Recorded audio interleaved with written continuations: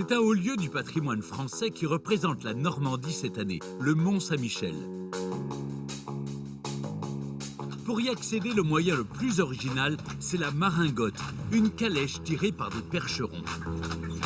C'est magique, quelle que soit l'heure du jour ou de la nuit d'ailleurs, cette vue sur le Mont-Saint-Michel est éblouissante.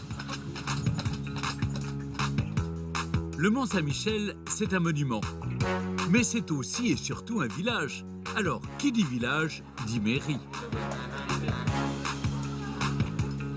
Je cherche la mairie, en fait. Vous savez pas où est la mairie, non? La mairie du Mont-Saint. Je cherche la mairie. Vous prenez l'escalier là tout de suite. Oui. Vous montez, vous allez voir sur votre droite, c'est marqué sur la porte. Ah, très bien, parfait. Ah ben voilà, mairie réception. Avec le drapeau bleu, blanc, rouge. Ah. Bonjour, Bonjour, monsieur le comment maire. allez-vous? Ben bien, c'est donc bien dans la mairie. C'est bien là, oui, c'est une petite Ah, très mairie, bien. mais alors... Mais c'est sympathique. C'est cette pièce, c'est la mairie. Voilà, c'est Dans le logis du roi. dans le logis du roi. C'est incroyable parce que les gens, monsieur le maire, n'imaginent pas que le Mont-Saint-Michel est un village. Ils pensent que c'est un site, que Je crois que c'est une commune. Vous êtes Avec combien deux d'habitants? Bon. habitants. 32, Et ça fait moins de problèmes, au fond, à régler. vous trouvez? Non, je sais pas. Après cet accueil républicain bien sympathique, il est temps de débuter ma visite du village. Au revoir, monsieur le maire. Merci beaucoup de votre accueil.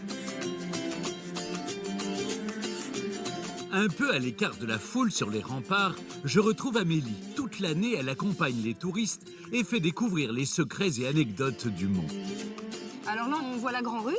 C'est même la seule rue, donc c'est par définition la principale. Oui. De tous les côtés, des commerces. Alors beaucoup de gens se plaignent qu'il y a trop de commerces et que tous les Montois sont des voleurs. On disait la même chose au Moyen-Âge. Ah oui, parce C'est- que déjà, il y avait des pèlerins. On fabriquait des médailles pour tous ceux qui voulaient garder le souvenir de leur pèlerinage au Mont-Saint-Michel. La médaille, c'était même une espèce de production industrielle. On a retrouvé dans le village Oui. une maison avec des moules à enseigne. On pouvait en produire jusqu'à 4 à la fois. Il y a plusieurs centaines de moules qui existent. Donc vraiment, il y avait un vrai marketing montois qui s'est développé dans la Grand Rue. Et vous, Amélie, vous avez habité ici, au Mont-Saint-Michel? Oui, j'y ai habité pendant 5 ans. Mais dans quelle maison? Une maison qui s'appelle la Truquifile, qui est un peu plus haut. Ah oui, elles ont toutes des noms un peu originaux. C'est ça, comme les rues n'ont pas de nom, ce sont les maisons qui ont été baptisées. Alors il y a plein de noms rigolos, la Truquifile, la Queue du Renard, la Maison Rouge, la Maison Verte, la Tête Noire. La Tête Noire, c'est le nom de la maison de Toun, un des derniers habitants du Rocher. Rendez-vous est pris dans son jardin. Je n'imaginais pas qu'un petit jardin comme ça, paradisiaque, pouvait exister au cœur du Mont-Saint-Michel. Et vous, vous habitez où alors? Vous habitez là? Alors, notre maison, Elle est juste derrière. c'est la grande, là, qui est là. Ah oui. Voulez-vous venir prendre un café à la maison? Bah, oui, surtout si c'est la plus vieille maison du Mont-Saint-Michel. J'ai très envie de voir une maison du XIVe siècle. C'est pas tous les jours qu'on voit une maison du XIVe siècle.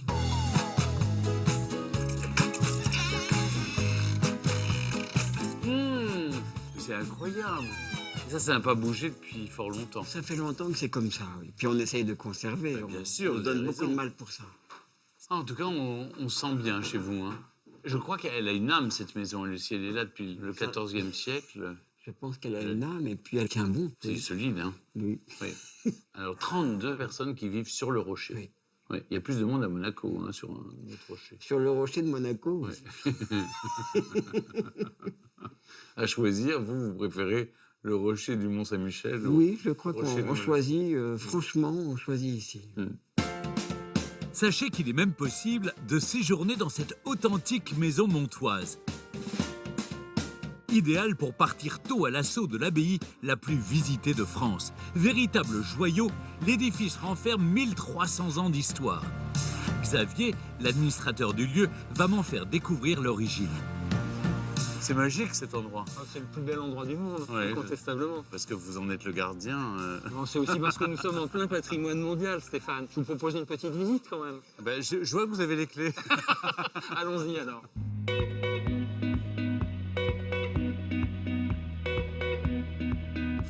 Nous sommes vraiment ici, dans les parties les plus anciennes. Je passe devant vous. Oui, surtout qu'il n'y a pas de lumière. Notre-Dame sous terre. Nous entrons dans une église du Xe siècle. C'est beau parce que là, on sent vraiment qu'on est aux origines. Oui, nous sommes là dans les parties les plus anciennes, mais c'est presque l'abbaye des premiers temps. Et au-dessus de cette chapelle se trouve la monumentale église abbatiale et son cloître. Une merveille à ne pas manquer.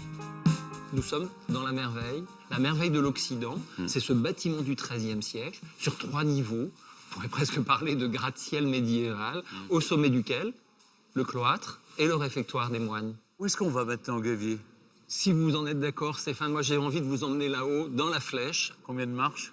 Oh non, ça, gardons ça entre nous.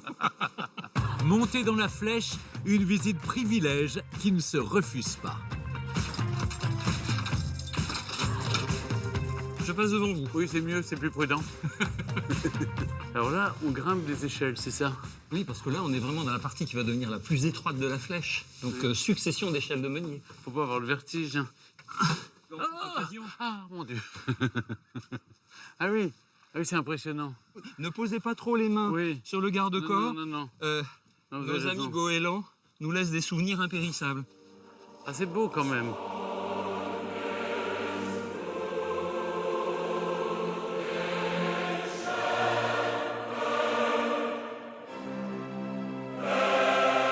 Si vous aussi, vous venez comme moi visiter le Mont-Saint-Michel, offrez-vous une visite guidée du village.